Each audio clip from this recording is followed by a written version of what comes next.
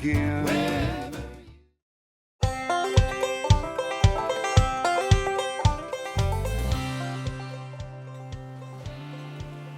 Well, hi. Thanks for joining us and welcome to The Soul of El-Roaring, a podcast for skiers and riders, coming to you from the Ski Heritage Center Museum of Skiing located on Wisconsin Avenue, right out our window, on the way to Whitefish Mountain Resort. For this first episode, we're going to share some memories and some highlights from the 24-25 ski season, last season, here locally. And for future episodes, it's our goal to cover all things skiing, going all the way back to the earliest days of skiing up to the present day and a little bit even to the future. At this point, I should thank our sponsors, American Bank of Montana, with offices here in Whitefish, in Bozeman, at Big Sky, and in Livingston, and the Hidden Moose Lodge, located here in Whitefish on Wisconsin Avenue, just between our location here and the turnoff to Whitefish Mountain Resort.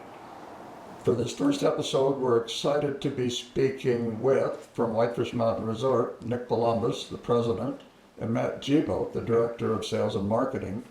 From the Whitefish Chamber of Commerce, their executive director, Kevin Gartland. And from OpenSnow.com, their Montana forecaster, Bob Ambrose.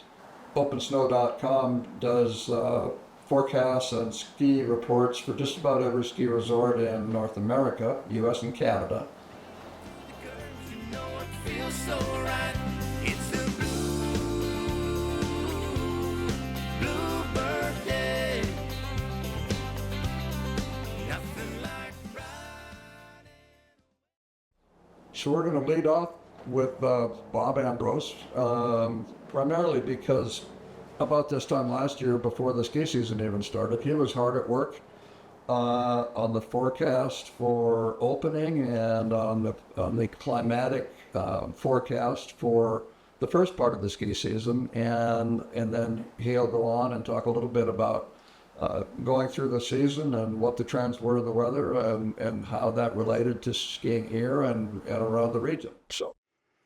Well, last year I did a presentation in the middle of November, and at that point in time, it looked like the signals from the equatorial Pacific that we were below average water temperatures, which brought us into a weak La Nina forecast, at least for the early part of winter through January, so November, December, January. When we opened, I think around December 5th last year, we had a storm the weekend. Oh, no, it was earlier. We opened on a Thursday. I want to say it snowed on Monday, Tuesday that week. And there was fresh snow to be had on the first day. Chair 1 was open. We were able to ski top to bottom, and it was a very, very enjoyable day. In a nutshell, last season, what stands out? What would you like to forget, and what will you never forget? Oh, last season was, for what actually turned out to be a relatively low snow year, it was a great skier year. That ended up being the second most skiers we've ever had. And second to the year before, right? Second to 2 years So ago. 2 years ago. Yep. So that certainly stood out from a positive in terms of the business. I thought the relatively below average snowfall actually skied pretty well. Base steps never got quite as strong as they typically get. It was a little lower snow level in town. I think people kind of felt that, but we had a lot of good days. So I thought the skiing held up right to the end. The storms kept coming at a pretty good clip through Christmas. And, this is typical big mountain storms, 2 inches here, 3 inches here, an inch here. We used to call it the miracle inch. You got an inch up top, but it seems like there's more than an inch. Yeah. But yeah, And it just continued. And the December average ended up, I wrote this down, and we came out at 105% of average snowfall for the month of December. We were ahead of the game at that We point. were ahead of the game, and everybody had been pretty happy on the mountain because most of the terrain was open. And then the temperatures in the equatorial Pacific started to become milder, and it dropped out of the La Nina category. So we entered what's called an ENSO-neutral phase of winter, where it's average temperatures there. And the weather behaved accordingly for about the next 2 months. We don't know, right? Yeah. So it's just an average winter. Well, that's when consequently we went dry in January.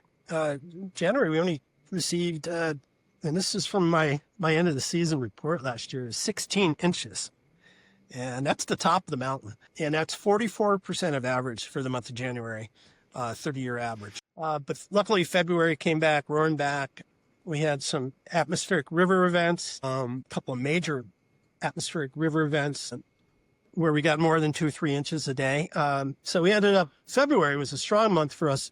Actually, the strongest of the winters so far last year, at 110%, and we received 73 measurable inches of snow out of the 28 days in February. But March was by far our most productive month of the season. It started off dry. The first week was dry. The first week was warm, if you remember. We kind of ended February. It was kind of warm. Yeah. And it was spring. Well, it was spring like on the mountain. And then we got over that 7 or 10 days where it was blue skies and sunny and warm. And then we went into a 3-week period right up to the end of the season where we just kept getting snow. A lot of snow. A lot of snow. And we had that 11-inch dump on the 22nd of March, which is still my favorite day of the season. It was a Saturday morning, typical Saturday morning, right? Yeah. You're early before everybody else does. Get your spot. And we really did pretty well. What did we end up? Well, let's see. 117% of average in March. March spring break business is really, trend there has been, I'd say, pretty positive the last few years and really good this year. So I thought, business-wise, one good year in. Thought we finished on a good note. Ski airlifts and frankly, the ski was pretty good thanks to a couple of well-timed storms in March. Through all that, the December average really kind of killed us at 44%, but we ended up the year at 93% of average. I guess the thing that stuck out about last year, in looking back at maybe the last 5 or 6 years, is we had great snow. We had good snow from the beginning of the season to the end of the season. Highlights? Or lowlights? Well, you'll get into it. Chair 2 was obviously a lowlight for us, just the timing of that project. Yeah. Tough not having that at the holidays. Yeah. Other than that, I thought it was a pretty good winter. Again, skier was its business. Right. It's we're competitive about it, so it's nice to have those numbers be real solid and beat the what we budgeted to be, and really beat prior year, because that prior year it was tough. National Skiers Association years ago, back in the day, used to put out a pretty good summary of skier visitation nationwide with a ton of statistics, which I always found was pretty interesting to follow and draw your own comparisons with. Is that something you pay any attention to at all? Or? Oh, sure. In fact, it came out just yesterday with some numbers on the season across the industry and military. I think Matt, you read this stuff, but I think the industry as a whole was up like 1.7% or something like that, 1.3, 1.7, less than 2%. Right. But it was the second highest year ever for the industry. So back to the kind of going through the season, when Chair 2 didn't open with the rest of the mountain, the rumor mill went kind of rampant. And so just to set the record straight, what was the deal with Chair 2? Yeah, the deal with Chair 2 was, you look back on these things with hindsight, and there's a couple different ways you can look at it. When you're in the midst of it and you're getting ready to open the hill, or you got the hill open and you don't have a chair like that, you think the world's coming to an end, and it turns out the sun still came up in the east and set in the west, and we did okay. Our lives all went on, but it doesn't mean it wasn't disruptive and problematic. It was a tough one. But I think that's a Doppelmayr chair, and so we worked with Doppelmayr to, what we were doing is modernizing it. So it's a heavily used high-speed quad chairlift, and those detachable chairs, there's a lot of pieces and parts, a lot of things can go wrong, and their shelf life is limited. And so the project was to modernize that and continue to have a high-speed chair in that location for the next 12 years for a much lower price tag. Right. Than you would be putting a new. Yeah, building. Right. And what we learned is these big lift manufacturers, there's a reason they don't modernize chairs very often, and they don't recondition chairs. They like to install new ones. Right. And so it's challenging to get the support you need. And it's not to put that on them, but we ran into some hiccups that we needed some assistance with, and it was just, there was a schedule to get on to get that done with. And it was parts and labor and help that we were relying on that was just pulled it slow to come. There were some mechanical issues, as you and I have talked about, with a couple of the lifts not being quite ready to go, and then having some mid-season issues with one of the other lifts. Fortunately, we have a large enough mountain, and we're no longer a 2-lift mountain, and so if we have problems with one of our conveyances, that we're able to spread out a little bit more. We're still able to use most of the mountain. Another one that has been an interesting one to sort of stand back and watch through quite a few years is the fate of the Alpenglow Inn property, and that's a story in itself, and probably a whole podcast in itself if you go back to day one with the illegal sale of the condominium units, and I have a whole another story. But so picking it up where we are right now with Powder Peak. Powder Peaks. Yeah. So it's how you guys see it? We see it as a challenged project sitting on our front doorstep that appears to be getting some momentum, which is a good thing.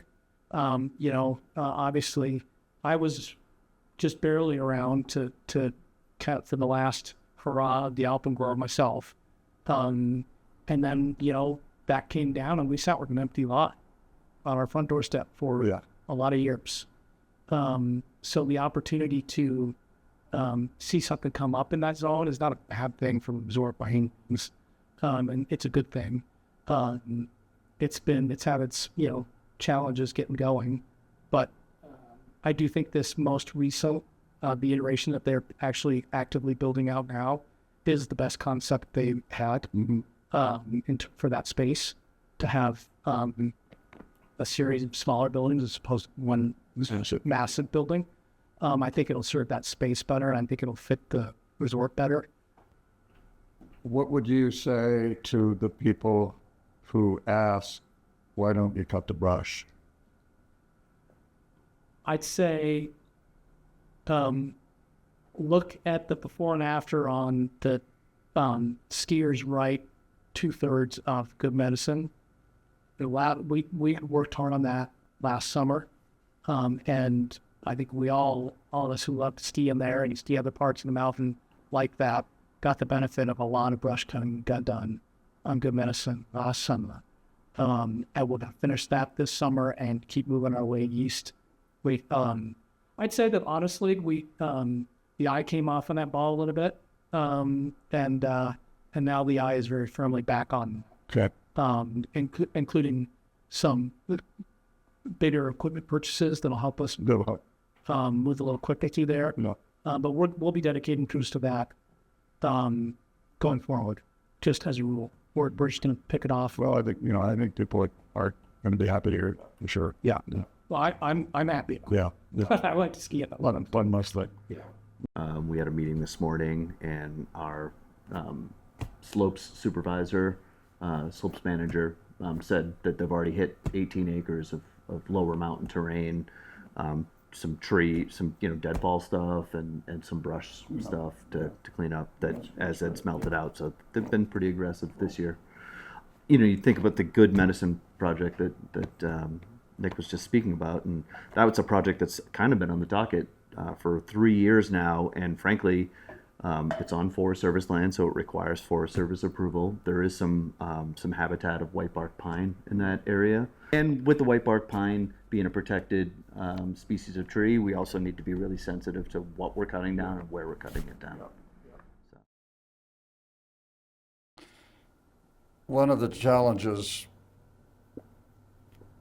that is certainly not unique to Whitefish Mountain Resort is the whole issue with staffing and staff employee housing, and how big an issue is that to the resort, and how do you deal with it?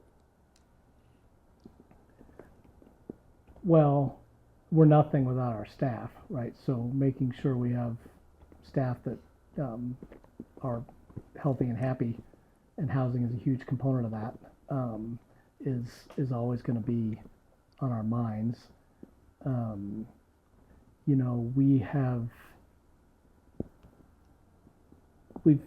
We currently haven't had any challenges with staffing per se. We all had some challenges coming out of COVID. The whole world did, Yeah. as you alluded to. In the last couple of cycles, seasonal, cycles, be it summer or winter, we've been good with staffing. We haven't come up short-staffed. The same goes for last winter and for this summer that we're going into.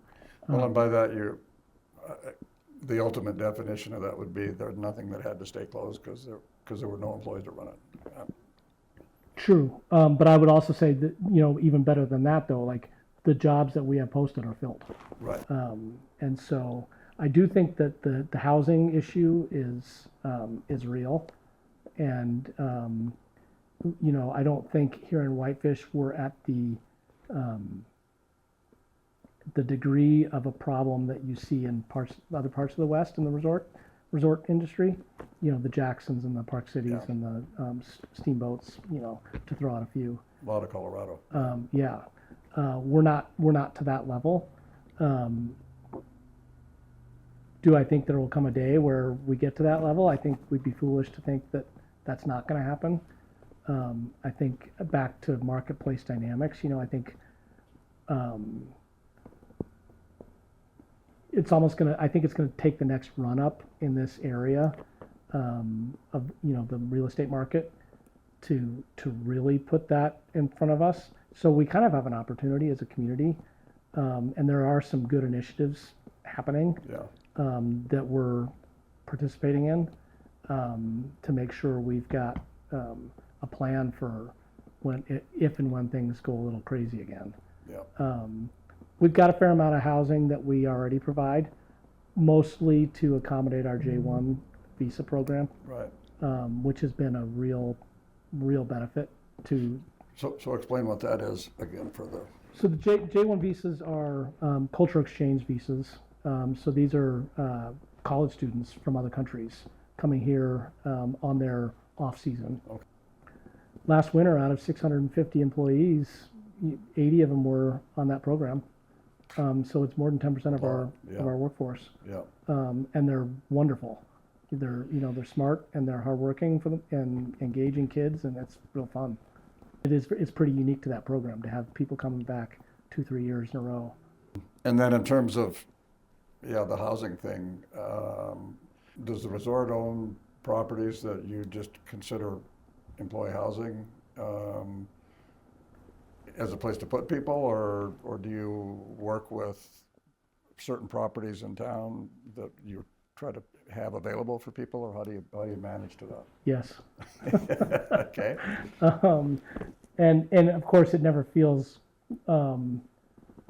quite like enough. It's plenty in the summertime, And in the wintertime, again, to accommodate that J1 program, it works perfect, actually.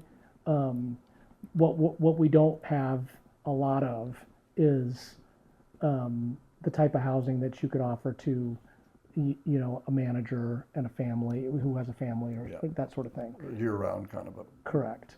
And I think that's, as we look to the future, I think that's the kind of thing that not only the mountain, but the community has to be ready Everybody to needs, to valley-wide. accommodate. Yeah. The snow bus, and what a great resource it has become. How does winter sports Whitefish Mountain Resort interact with that resource? And start with that, and then I'll have a follow-up. But well, we've been involved in that from the start, as you know, and it's technically the Big Mountain Commercial Association, right? That runs the snow bus. So it's not the mountain. A lot of people, I think, believe it is the mountain. It's not. We are a member of the Big Mountain Commercial Association, and some businesses contribute a fixed dollar amount every year, and then some have an assessment. We have an assessment that we have on our sales of products, and it's probably the smartest thing set up that you can think of up there. Obviously our contribution to that is significant. It's the lion's share of that, but it's not us running it. right. We do have a couple of managers that sit on the board of directors for that, just to help with running the operation. But it's in good shape financially. New partner with Rocky Mountain with the kind of the sale of Rocky Mountain Transportation, and I think they're figuring things out. But I think committed to the equipment, the buses, and the maintenance and purchases that have to go along with that. So I think it's a great program, and while it isn't the mountain, we're very involved in it, Right. and we utilize it. Not only is it good to get people up there and get cars off the road, but our staff uses it heavily too. Yeah. So it's a big deal. I think a lot of people don't understand what an impact it has on summers, and you guys the same thing. It's got to be huge, and the fact that they figured out how to haul bikes, Yeah. the same way you figured out how to haul bikes to the top of the mountain. Right. That all seems to have grown. Along with housing concerns in the valley and across the valley, transportation's, I think, goes hand in hand with that. And so I think that as a community, we need to continue to think bigger in terms of snow bus and other forms of public transportation and beyond Whitefish even, to make it all come together and work. I've been impressed with the way the mountain has adjusted. We've seen the Flower Point lift move. We've seen new lifts come in. We've seen others moved to better access and better disperse the crowds. Yeah. I think they've been really pretty adept at doing that. That's a kudo for them. Probably the only thing that's significantly changed is the decision that was made early on in Foley's ownership and in Dan's tenure was the decision not to try to open for Thanksgiving every year, which seems to have been philosophically going quite a bit in another direction than what people were used to. And do you get feedback about not, if there's enough snow to open, are people unpleasant about it? I think you'd be surprised, and I'll speak philosophically, Matt can speak more to the specific numbers, but I think you'd be surprised at how we get a little bit of that, but how little we get of that on the preseason end of like, hey, you've got snow, why don't you open? Or even on the back end, hey, you got snow, why don't you stay open? I think one of the contributing factors to why we don't get as much feedback along those lines is how avid our uphill community is. And those folks are just fine with having it to themselves a little bit in that way, obviously with some limitations, just given what we've got, our policy with the Forest Service and how we do it. But I think that helps a little bit. It's a silver lining of that.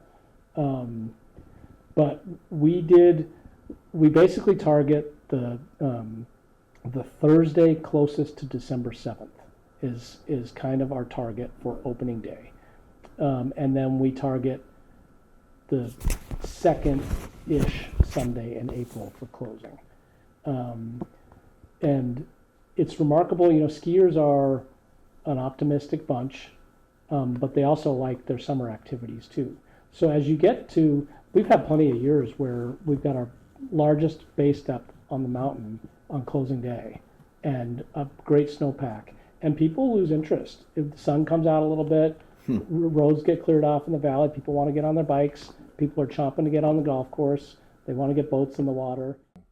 Timing is everything in this business. When we used to live in Mammoth, we were fighting to get the resort open by Thanksgiving. And so we were doing snowmaking from the time it hit 31 degrees, until the day it opened. And if it didn't open for Thanksgiving, everybody was shattered. We don't do that here. We have a scheduled opening. We schedule that opening the first week of December. And some years we are taking lifts up to the top with our skis in back. And sometimes we get a nice snowstorm right around Thanksgiving, and that kind of gets the ground in shape. And then we get another one right before opening day. And last year, great snow to start the season, continued. It didn't snow really hard during December, but we had enough for the holidays, and then it picked up again in the springtime. And we had snowstorms the last couple of weekends of the season, so it was good skiing, good snow, and that led to, if not a record, then a near record in terms of skier days. Over 500,000 skier days last year. That's impressive for us. And no matter what the division of local versus travelers is, that's a nice mark. 500 skiers is a lot to deal with, and I thought the mountain dealt with it very well. If you could look back at what you said last November to expect when April came around, I guess, were there any surprises, and where did things go in a different way than what you expected? Luckily we have a really great crew of high-end meteorologists. These guys are mountain experts, and these guys, we do it by month, and it's, it seems a little premature at times, but last year it worked out pretty well. I did a presentation for the Whitefish Sustainable Tourism Board meeting last year. This was in mid-November last year, and I don't know, somehow it worked out. We had a much better year than we did the previous 2 years. Previous year. 3 years even. I think everybody was very happy with how last year turned out. So just for the record, or so we know, what is El Nino then? Just the opposite with the temperatures? Yeah, El Nino is when the temperature is warmer than the mean. Right. So yeah, the El Ninos are not good to us generally, but there's been El Nino years that have been anomalies, and we've had good years out of El Nino. But generally, it's warmer. We get more rain on the Lord Mountain. So as you look around the state of Montana then, it seems like the weather from Big Sky and Red Lodge area is always different. Not always. 90% of the time, it seems like it's different than what we're getting. Snow cycles seem to run different. Does La Nina affect them the same way, and it's just a different part of the La Nina effect that is getting to them versus us? It's a good question. Yes, they are. East of the Divide it's almost like two states. It's almost like I forecast two different states. So I break up my forecast. West of the Divide is a separate forecast than east of the Divide. No matter how much you know about the weather, meteorology, and how much history you have, there's still a lot of ways it can play out that just, like you said, in some of the El Nino years, we're not supposed to have great winters and whatnot, then we've had some. And so it's still not a roll of the dice, but there's still a lot of educated guesswork involved. It is. And it's, the focus for me is when I do my daily snows, I put out a 3 to 5 day forecast. And then my extended forecasts go out 10 days. Beyond 10 days, it's really difficult Really to hard. predict the weather. I mean, Yeah. you can say a pattern, but we don't know any details. Yeah. Yeah. What are the parameters of snowmaking at Whitefish Mountain Resort, and and ultimately, where's that going? But just to the person that says, well, why don't you just cover the whole mountain if you can make snow? Right. What are the restraints and how does all that work? Yeah. The components to snowmaking are the equipment itself, the snow guns, power, and water. We're fortunate that we don't need to rely on snowmaking in the way that a lot of places do. Matt and I both worked back east for periods of time, and their snowmaking infrastructure is significant, way more significant than ours, because it has to be. They could be resurfacing 65-70% of their terrain multiple times throughout a season. We're lucky that we need it to get going. Yeah. It's not as easy as there's limitations to water. That's a big limitation. The equipment is in the real robust snowmaking systems. The equipment is a lot more fixed than ours. We actually primarily use fan guns that can move, but they can only move to locations where there's power. Right. So we're limited in that way. I think the biggest thing that the biggest misconception maybe is temperature. You can it needs to be cold to make snow. Yeah. And more advanced systems that are out there, which are really really expensive to install and then really expensive to operate. The technology has gotten to a point where you can make it at warmer temperatures, but it's still. But it's not. It's pretty marginal. It's pretty marginal. And by warmer, I mean warmer than like 23. Right. Yeah. And of course, you look at humidity too. That plays a factor for sure. Wet bulb is the kind of meteorological term, if you will. So those factors kind of come in, and the reality is, like, you look at this past year, and it was not cold. Late fall, early winter, it was not cold. Our snowmaking system is about the high end of where you want to be, functionally, optimally, 23 degrees. Well, and the other part of that too is, somebody sees it at 20 degrees on November 1st, but we don't open for 33 days, and we look at the forecast and see that it's going to be 50 the next week. Why aren't So, they making snow? yeah, we could make it, but then it's just going to melt. So, trying to be as efficient as possible with resources and human power and staff's time and effort. Obviously. And you need a window of time, right? Yeah. You need more than a two couple cold nights. Yeah, exactly. A couple cold nights, great. But Well, it's pretty cool too. A new feature on our for those real geeky people out there, like the snowmakers. We have a new column. It's called wet bulb temperature, and that's what snowmakers look for, is a wet bulb temperature. Cool. And so we'll have favorable ratings for snowmaking at each resort. Between 22 and 27 degrees, and so that just started this year, and I'm sure so many resorts use Open Snow now for their planning purposes and staffing purposes, and making snow and grooming, and For anybody that's paying attention or missed paying attention at some point, it's opensnow.com. fell asleep. No, not fell asleep. Their phone rang, whatever. But what we're talking about is opensnow.com, and from there you can get to all the places that you were referring to. And we have a free trial. There's a free trial offer. You can sign up, see if you like it. There's ways to utilize that information. There's 3 different tiers. There is actually a free app that just gives you the basic information. And then we got the trial, which you get to use the all access pass, and it's $50 for a whole year for an all access. And then, it's well worth it.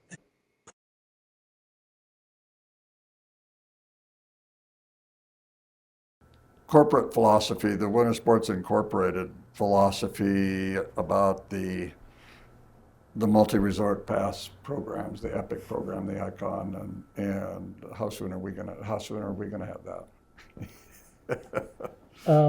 See me packing my house. You'll know it's inevitable. You know what, it's actually really kind of interesting, fortuitous, and some luck and some choices on our part that have led us to a really good place here. There's starting to be a little bit more outward blowback on those products in the marketplace. 18 years ago up there, we sat down and said, you know what, we're going to be about service and we're going to be about value. And we're just going to focus on those two things, and that's going to kind of guide what we do. And we're going to focus on our independence, and we're going to provide a genuine, authentic, independent experience that people can afford. And we're going to be nice about it, basically, is what we said we were going to do. And putting that stake in the ground, or those stakes in the ground, set us on a path, and we stayed diligent about it. So we were working so hard to be independent and affordable on our own, and the thought of joining a path like that Would just counter. completely hypocritical, Yeah. with the program. Yeah. And now we're we've been growing on our own merits. Right. So it's not like we're one of those ones that's like, well, we don't really love the idea, but we need the skiers. We're doing just fine, thank you very much. Right. And that is our push.